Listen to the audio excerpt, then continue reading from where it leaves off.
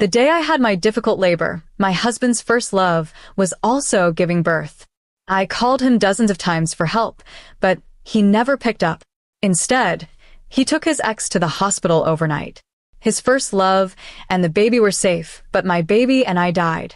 Later, he didn't believe I was dead. He thought it was another one of my tricks to get him back. It wasn't until he saw our bodies that he lost his mind. When I was 9 months pregnant, my husband wasn't living with me anymore. I woke up in the middle of the night with contractions, and my water broke. Scared and panicking since it wasn't my due date yet. I called my husband Tim so many times, but he never picked up. I immediately called an ambulance while trying to dress despite the pain to get to the hospital. But then I slipped and fell hard to the ground and lost consciousness. When I'd regained consciousness, I was already in the car heading to the hospital. My whole body was freezing, feeling like life was slipping away. Someone was holding my hand and said, "Can you drive faster? The mother is hemorrhaging. It's really dangerous." There was a faint male voice from the front. "Okay, I know this car." The ambulance suddenly swerved and braked hard, making everyone scream. Something hit my belly fiercely, and I nearly passed out from the pain. My body grew colder and colder. The driver swore, "Who the hell dares to cut off an ambulance? Are you in a rush to die?" A girl's voice cried out, "Blood, blood. She's bleeding again." A bunch of people scrambled to set up equipment and instruments, but it was too late. My consciousness faded. Shortly after being pushed into the emergency room, I died. My soul floated up, looking at the flat line on my heart monitor and my still bulging belly. Both mother and child were dead. But where was my husband? As if my thoughts had power, my soul drifted to another posh private hospital. I saw my husband sitting anxiously outside a delivery room, staring at the door. He waited a long time, looking at his phone in frustration. He had dozens of missed calls from me, but just swiped them away. He muttered under his breath, "Jane, you have to be okay." Jane was his first love from college. She was married and pregnant around the same time as me. Looks like Jane was the one inside the delivery room. After a long time, a doctor came out holding a baby and said to Tim, "Mother and son are safe. It's a boy. Come see him, Dad." Tim awkwardly responded, "I'm not his father. I'm just a friend of the mother. Can I go see her? Souls can't cry." I could only laugh, mocking everything. "Tim, your first love and her baby are safe, but your baby is dead." Tim rushed into the delivery room as soon as he got the okay. Jane was covered in sweat, with her hair sticking to her face. She weakly turned her head away. "Don't look at me, I look awful." Tim looked at her tenderly. "You don't look awful. You went through so much. I didn't expect you to be the only one by my side when I was most scared. When the contraction started, I could only think to call you. Thank you for bringing me to the hospital, otherwise." Jane's eyes filled with tears. "I don't know what would have happened.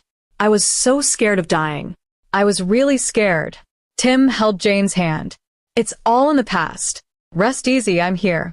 Jane responded softly. Tim loved her soft voice. Jane was his first love in college. They dated briefly before she broke up with him, saying they weren't compatible.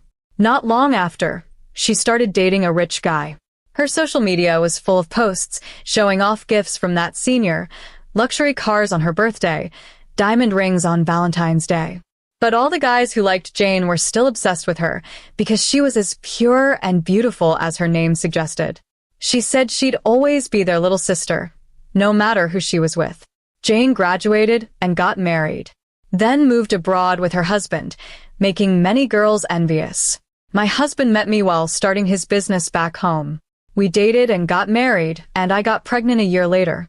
Tim often touched my belly and said, "If it's a girl, let's name her Jane." I didn't think much about it. It sounded nice until we went to a reunion together, and an expectant mother showed up, catching everyone's attention, including my husband. Ever since she appeared, Tim's eyes never left her. She smiled at him and said, "Tim, long time no see." In that moment, Tim stuttered nervously. "Jane, you're here." "No, you're back." They called her Jane. I touched my belly, feeling a chill in my heart when we got home. I asked him why he couldn't take his eyes off Jane. He confessed and told me their story. I finally understood who the girl in the white dress in his Instagram profile picture was. Tim swore, "We're really nothing. I was just surprised she's back. Don't overthink it." I didn't want to deal with him anymore because I knew he was lying. His ears were red. Tim's ears always turned red when he lied. Later, I found out Jane's marriage was awful. Her husband often beat her and cheated with others. When she was 5 months pregnant, he beat her so bad almost miscarried. She couldn't take it anymore and came back home. When Tim heard this, he was furious. How could anyone not cherish his goddess? That night he posted a picture on Twitter. It was of the moon obscured by clouds. His distant, unattainable first love. Jane gave it a like. Since Jane came back, Tim became increasingly absent-minded. He often claimed to be working late and didn't come home. Or he'd say he had reunions. But who has reunions 3 times a week? Our conversations became less. He no longer gently touched my belly, but instead stared at his phone, laughing to himself every day. One day, he came back reeking of perfume, and I finally couldn't take it anymore.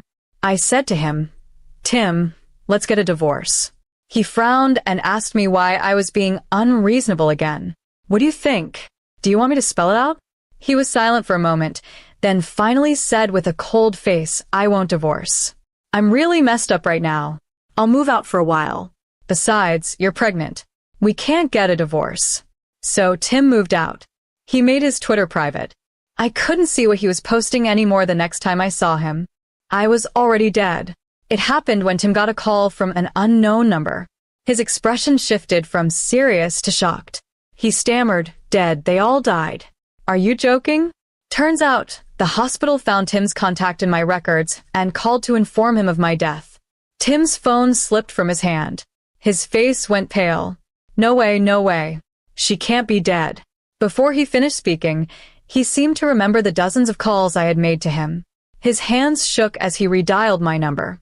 As expected, no one answered. Jane nervously asked him, "What's wrong?"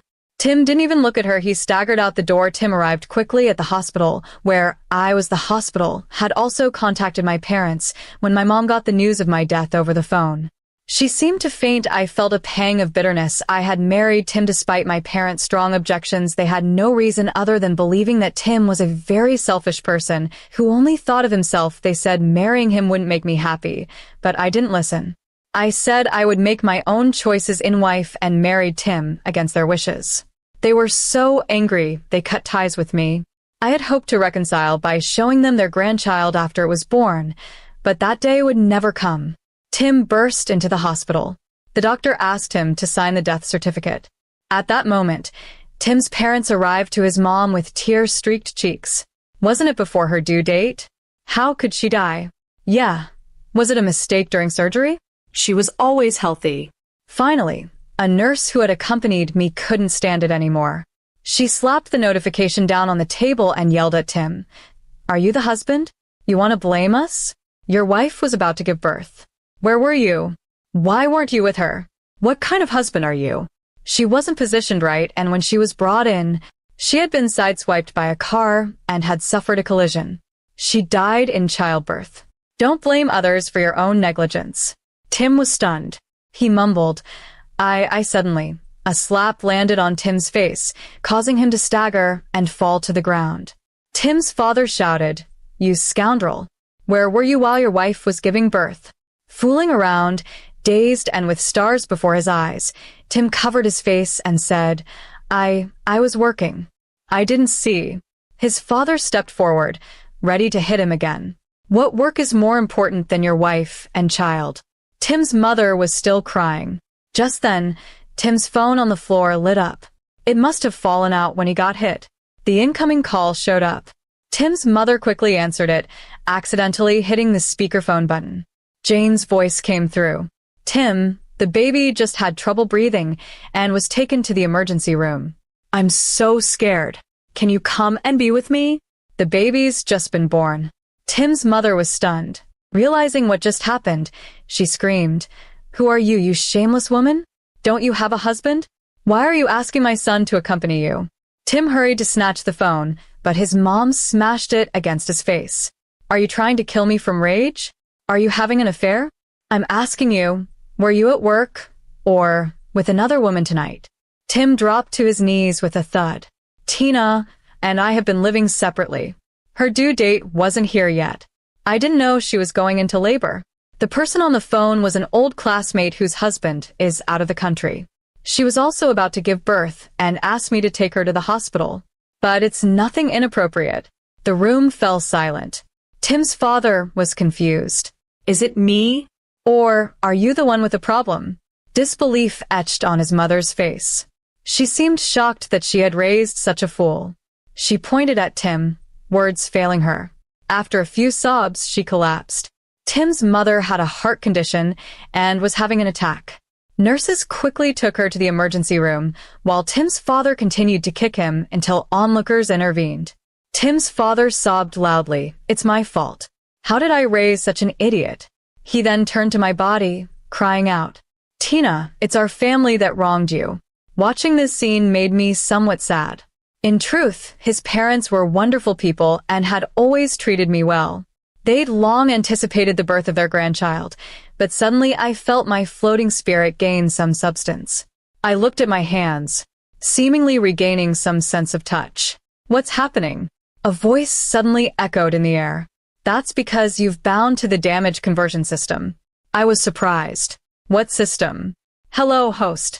Congratulations on binding to the damage conversion system. For every bit of damage inflicted on those who caused your death, you will regain a bit of your life force. If those who harmed you die, you will be given a chance to be revived. I was overjoyed. Are you saying I have a chance to live? Yes, host. But whether you can achieve your goal is also closely related to some karmic factors from your previous life. Tim's mother was soon saved. After she regained consciousness, she kept crying. Tim wanted to see her multiple times, but she wouldn't let him in. When Tim's parents finally agreed to see him, my family had also arrived.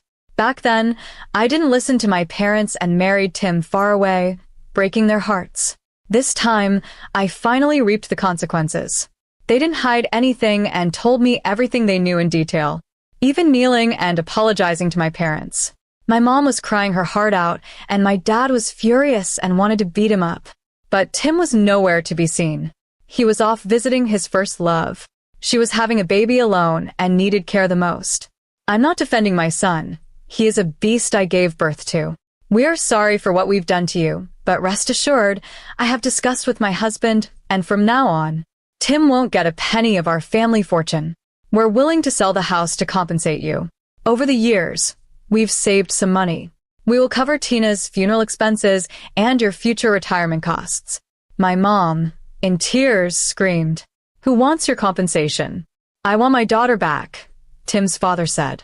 I know no amount of money can bring her back, but we don't know what else we can do to make it up to you. Whatever you ask, we'll agree. My funeral was held amidst a sea of tears. His parents spent a lot of money organizing my funeral. Tim wanted to attend, but was stopped at the door by people they hired. From now on, don't call me Mom. We are severing all ties with you. Your dad and I have made our wills. Apart from compensating Tina's family, everything else will go to your sister. Tim couldn't believe it. So you guys cut off my card. Tina's gone. I feel terrible too, but I'm your son. His parents were actually very wealthy, which I found out only after I married in. Tim was still using their cards. Tim's father coldly said, I don't have a son like you. Don't call me dad anymore. I don't want to be scolded by the ancestors when I go to the afterlife. At this point, my side of the family saw Tim and rushed to beat him up. His parents just coldly stepped aside and let Tim get beaten. Tim's mother walked into the morning hall and sighed in front of my photo. Good child, you saved my life back then, but my son caused your death. Don't worry, I will never forgive him at this moment. I could clearly feel my body becoming more sensitive.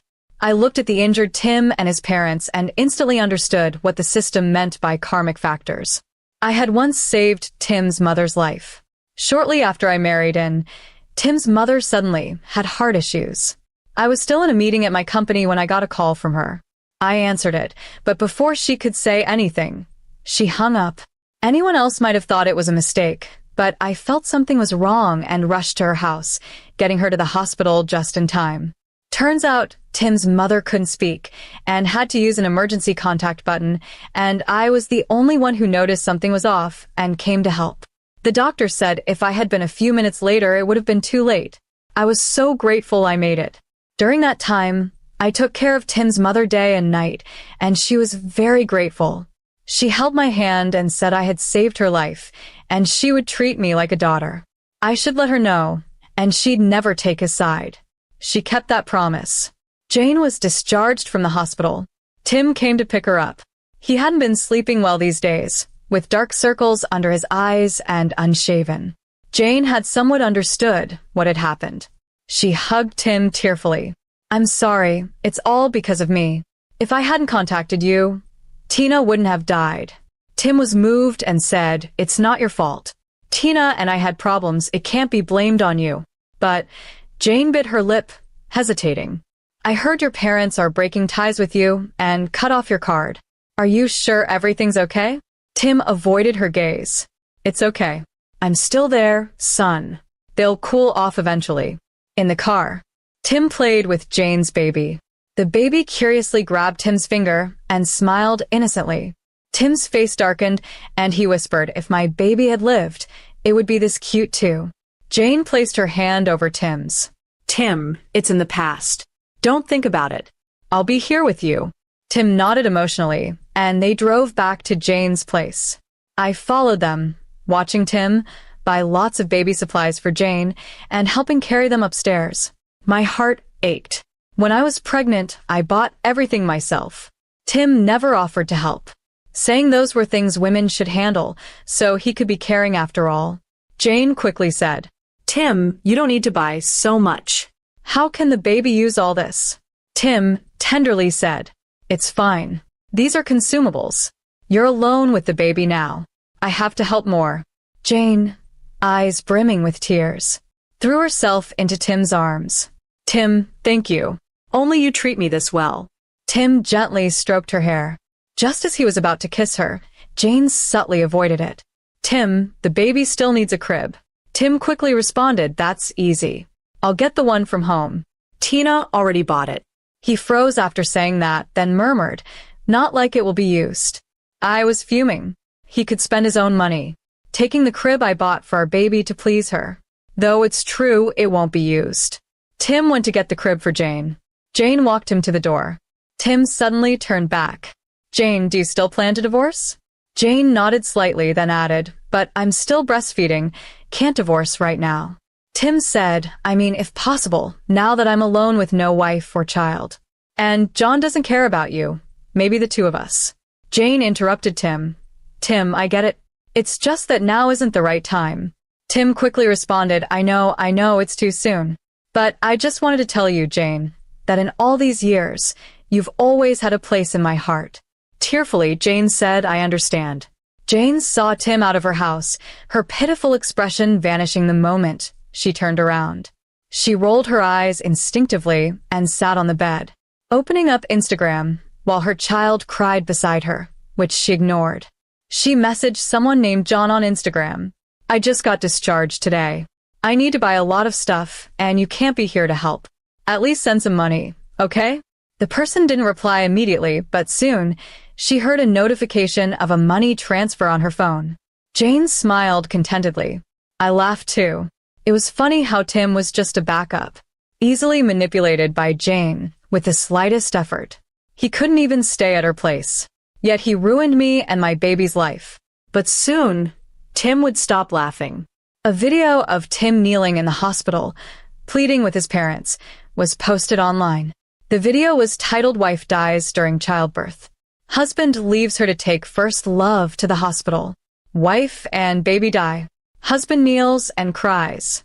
The video quickly went viral, hitting the top of the trending charts locally and beyond. Such shocking news led to a torrent of online abuse. And it didn't take long for people to find out Tim's identity. They called him out, found the scumbag, Tim, a manager at a corporation. How can anyone hire such a jerk? What kind of person cries in a hospital like that? Does anyone know who the mistress is? If you still love your first love so much, why get married? Isn't it disgusting? Think about it. This guy takes such care of his first love. The kid must be his, right? Tim was blindsided by the sudden backlash. His phone had been leaked somehow and was now blowing up with calls and messages. His company promptly issued a termination statement. Tim, unwilling to accept this, stormed into the office and argued with HR, saying they had no reason to fire him. The HR lady looked at him disdainfully and said, "Your personal actions have seriously tarnished our company's image, causing a negative impact. Mr. Tim, people are always being watched by the heavens. Take care of yourself." Tim was speechless. Even the superiors who once favored him could hardly look at him without contempt. Tim hid in the break room and cried, feeling like he was on the verge of a promotion just moments ago. Meanwhile, my life force seemed to be slowly coming back. The more Tim suffered, the more damage he took, the better it was for me. Tim drove to Jane's house. As soon as she opened the door, he fell into her arms. But Jane's attitude was different this time. She glanced nervously outside and whined, "At such a critical moment. How dare you come here? What if they find out about me?" Tim was stunned. "What are you saying?" Jane's face turned pale, realizing she had misspoken. She quickly invited Tim inside. Tim hugged Jane and said, "Get a divorce. Let's leave this place together. I'll treat your child like my own." Jane pushed him away, lowering her head and putting on a pitiful look. "Tim, I have something to tell you. I think we should stop seeing each other." Tim's eyes widened. Why? You know I'm alone with my child now. "If those people online find out about me, I don't mind. But what about my child? Tim, consider my situation. Besides, I'm not divorced yet. If John finds out, I'm done." Tim suddenly stood up, pointing at Jane's nose, yelling, "You change face quickly. Wasn't it you who said you were getting a divorce with John and still loved me?" "So I agreed to take care of you," Jane said. "I didn't expect things to get this out of hand." "Then what were you thinking? What was your plan from the beginning? You're throwing me away now that you're done with me, right?" Realizing the game was up, Jane didn't bother to act anymore. Her usual pitiful tone vanished instantly. "What else? Why do you think I approached you? I did consider being with you. Because your family is rich. But look at you now. Your parents left you nothing in the will. Your house is going to your wife's family, and you're unemployed. Why would I be with you?" Tim froze, never imagining Jane would speak to him like this. "When did you get so pragmatic?" "I always thought you were different from other women," Jane impatiently replied. "Different? Only men believe in the myth of pure-hearted women. Wake up. You should have known when we broke up in college. It's pathetic. Why would I divorce and be with you when you're broke? And a man who ignores his wife in labor? Who would want someone like that?" Tim looked like he had been struck by lightning. In a fit of rage, he punched Jane in the face. Falling to the floor, Jane screamed, "Help. Tim, if you come near me again, the security won't let you off." Tim stared at her, frowning. "We won't see each other again. I'm scum, I know, but you're just as disgusting." With that, Tim left Jane's house. Tim was in a miserable state, but I was delighted because my life force kept growing. On his way, Tim received a call. The caller asked, "How does it feel to have that video go viral?" Tim frowned. "You're the one who posted the video." Yes. Tim cursed. "What the hell do you want? Which media outlet are you from? What do you gain from this?" After a moment of silence, the caller said, "I'm a classmate of Tina's. I gain nothing from this. I just want justice for Tina. That day in the hospital, my family was there. Later, I found out the person who died was my old classmate Tina. Back in school, I was poor. Everyone looked down on me, except Tina. She was kind to me. I can't let her die in vain. This is the only thing I can do for her. You'll pay for your actions too." The call ended, and Tim stayed silent for a long time. Right after the call ended, a reminder popped up on his phone. April 17th. Due date. That's the day I was supposed to give birth. Tim had it saved in his notes. He stared at the memo and couldn't hold it anymore. He punched the steering wheel hard, then buried his head and sobbed. Why did things end up this way? Seriously? Why? I watched him in agony, saying nothing. This was just the beginning. This superficial pain is nothing compared to what I've been through. The video was still brewing, getting more attention as bloggers joined the discussion. Tim had been exposed so thoroughly, he didn't dare to step out. Tim's parents sold the house and gave all the money to my parents as compensation. The house was bought outright by them in the first place, so they had the right to do so. Tim, with bloodshot eyes, went to his parents' house. I have nothing left. You sold the house. Where am I supposed to go? I'm your flesh and blood, Tim's father said coldly. Go to your mistress. She must have a place for you. Besides, being our child doesn't mean anything. You didn't cherish Tina, and she's carrying your child. Tim's mother was heartbroken. You've done something so unforgivable that we can't recognize you as our son. Tim raged, banging on the door. What did I do wrong? Just because I didn't answer the phone. I don't deserve to die. Why are all of you pushing me like this? Why? But no one answered, and no one opened the door. Tim, you're right. You don't deserve to die. But what did I do wrong to deserve marrying someone like you and losing both my child and my life? Tim left, utterly shattered. He contacted a friend in car sales, hoping to sell his car and start over in another city. But on the day of the transaction, he met an obstacle. A well-dressed man surrounded him at the alley, accompanied by a dozen strong henchmen. Tim sensed trouble. Who are you? The man didn't answer. He walked towards Tim, smiling. Do you like the green hat on my head? What? Tim started to reply, but was knocked down by a sudden punch. I'm John, the man said through gritted teeth. He played a recording. Jane, are you thinking about divorce? I can't now. I'm still nursing, but if it's possible, now my wife and child are gone, and your husband doesn't care. Maybe we could. Tim, I get what you're saying. It's just the timing isn't right. I know I am just saying there's always been a place for you in my heart, Jane. Tim's face went pale. John chuckled. Ignoring your own family to mess with mine, and hitting on my wife on top of that. You think I'm an idiot? Tim trembled. No, it's not what you think. You believe what Jane says. I know what kind of person she is. Your mess has me flying back from abroad to clean it up. How do you plan to fix this? Terrified, Tim said. Nothing happened between Jane and me. You're misunderstanding. Do you think I believe you? John sneered, signaling his men go beat him. If he dies, it's on me. The henchman pounced, and Tim's agonized screams echoed through the alley. I couldn't bear listening anymore. Tim was eventually found unconscious by passers-by and taken to the hospital. Despite being covered in blood, his injuries were mostly superficial, except for one thing. His manhood had been irreparably damaged. Someone had viciously targeted it. The doctor regretfully informed him he'd never have children again. Tim stared blankly at the ceiling, his face devoid of life. Jane didn't fare much better. Her husband firmly believed she had betrayed him. He beat Jane savagely, ruining her once beautiful face. He also shared screenshots of her flirtatious texts with various men, flooding all her social media groups, including Tim's school groups. Turns out Jane had been manipulating multiple men. Tim was just her current favorite. She had called each man Tim and received financial aid from all of them. The story of her being a victim of domestic violence was a lie. She had been trying to seduce wealthy men abroad, got caught, and returned to avoid divorce. But this time, her husband did abuse her. After a bitter fight, Jane finally divorced, but got no financial settlement and lost her child. Who knows if this kid is mine or someone else's? Her reputation was ruined, and she was utterly broken. Tim's wounds began healing, but his manhood was beyond repair.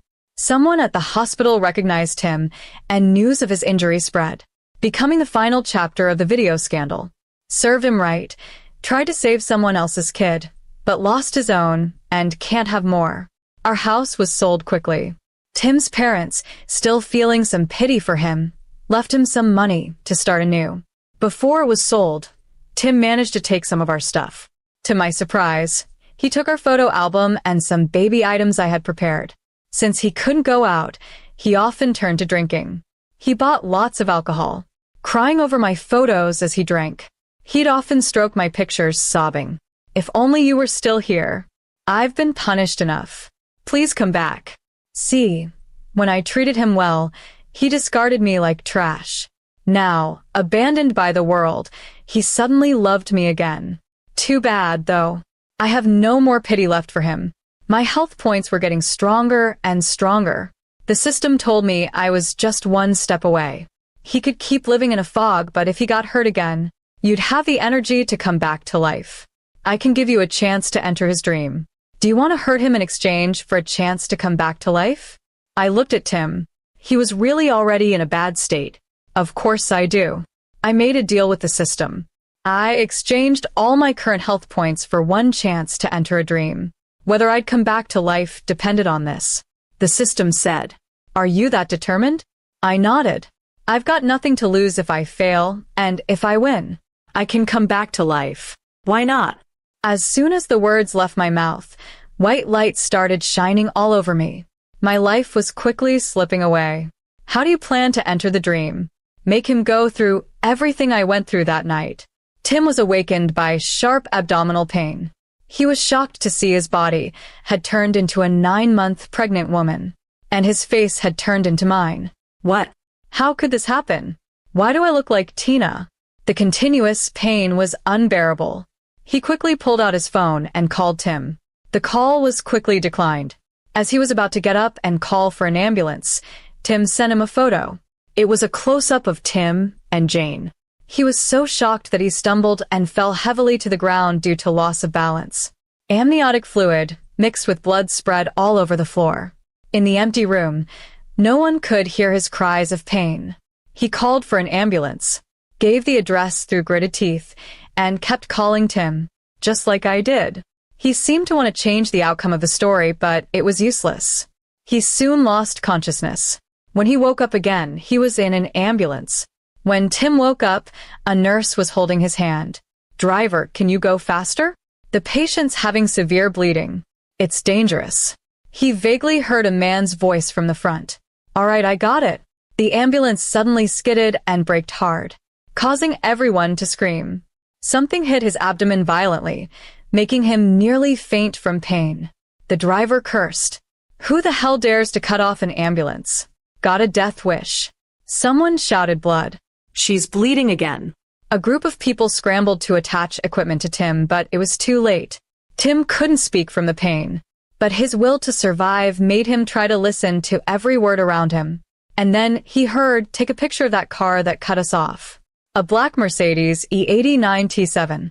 Tim's eyes widened instantly. He knew that car. It was his car. The truth was, back then, he'd cut off the ambulance in a rush to get Jane to the hospital, causing the secondary crash that killed me after emergency efforts failed. I died because of him. He was the one to blame. The dream ended. Tim sat on the bed in silence, holding photos of us from happier times, pictures from when we were dating, our wedding photos, the photos of him overjoyed when he learned I was pregnant. "I'm sorry, it's all my fault. I ruined everything." He stumbled around. The recent shocks had broken his mind. He drank a bottle of alcohol and suddenly opened the long closed curtains. He hadn't seen sunlight for days.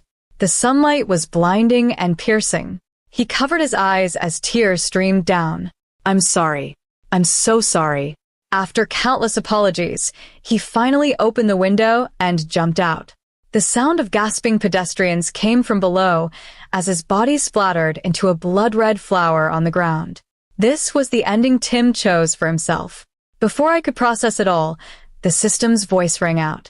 "Congratulations, host. You've successfully completed the harm conversion, earning a chance to come back to life, preparing for revival." Countless white lights converged into my body, making me feel dizzy. Countdown 3, 2, 1, clear up front. Doctors, get ready. The patient is critical. Scissors, curved hemostat. Pass them to me.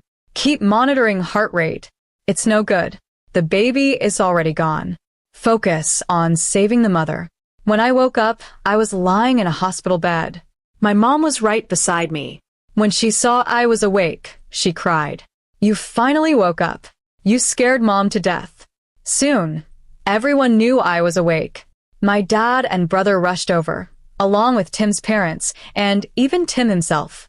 Tim held my hand with excitement. "Tina, it sits wonderful you woke up." That's when I realized the system had rewound time to the day I was rescued, but this time I survived.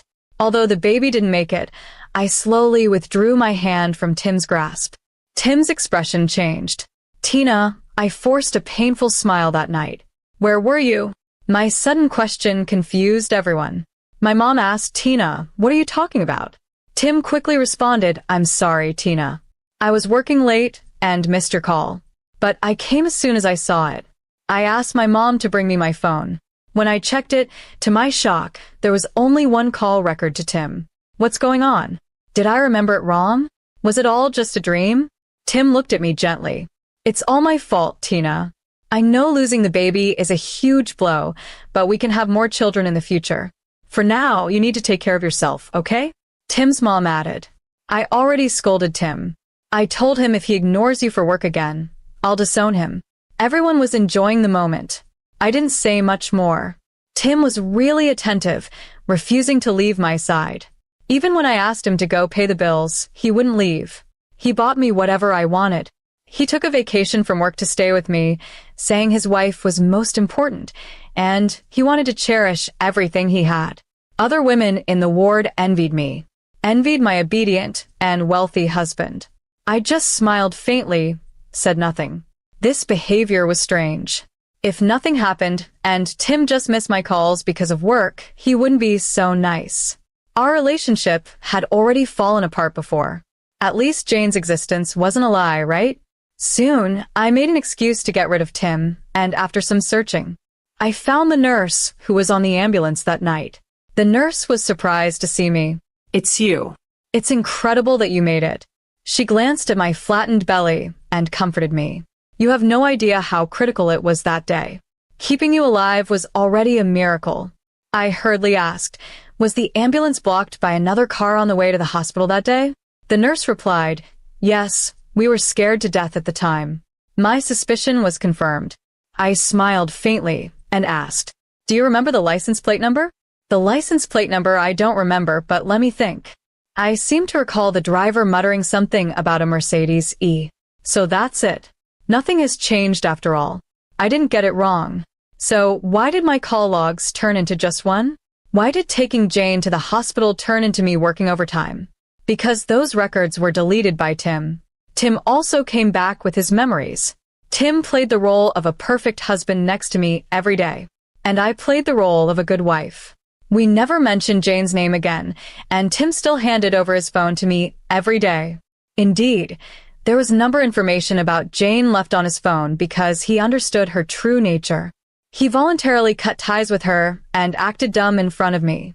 Soon after, I got discharged from the hospital on the day I was discharged. I suggested we have a family dinner with everyone. The child was gone, but life had to go on, right? Tim looked at me approvingly and said, "You're right." I smiled back at him. Tim booked the best hotel in the city, ordered the most expensive dishes, and invited all our family and friends, he said. After this incident, I realized just how much I love my wife from now on. I'll always be by her side and grow old with her. I stood up, still smiling, and said I had a gift for all the guests.